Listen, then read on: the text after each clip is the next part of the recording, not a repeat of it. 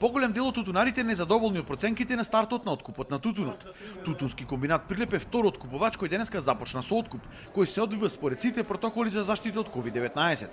Тутунарите се пожалија на ниски цени, а други пак незадоволни си го вратија тутунот назад, бидејќи им барале да носат одредени количини од сите берби. Ова е катастрофа. Катастрофа. 60 години ова не се случи. Еве. Оти секогаш оде до парно. Секогаш и во најлошите години до парно. Ама годинава многу тешко да цени. Па еве сегаш не знам колку ќе ни помини тука. Се шива на четворка, на тројка. Од класата од дивот прима колку декари ти пишале таму и по 4 картони.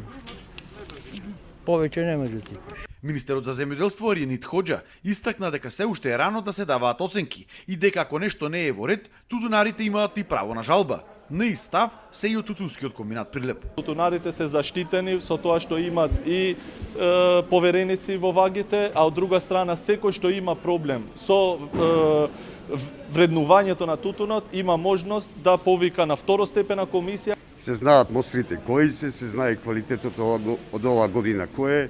Наша цел ќе биде обострано задоволство. Од една страна компаниите, од друга страна тутунопроизводителите. Од Сојузот на земјоделци рекоа дека од 1 до 5 декември со откуп ќе започнат и сите преостанати откупувачи, кога ќе се има комплетна слика каква е цената на тутунот. Ако и тогаш било нереално оценувањето, ќе се превземеле ако требало и порадикални чекори. Ние ќе преземиме се што е во наш домен преку поверениците. Од оставање тутун за второстепени комисии, од дури ако не дај Боже дојди до така, дури ќе ги повлечеме поверениците, се со цел само да ги заштитиме тутунопроизводителите. Според Министерството годинава се планирало да се откупат околу 23 милиони килограми на тутун според подпишаните договори.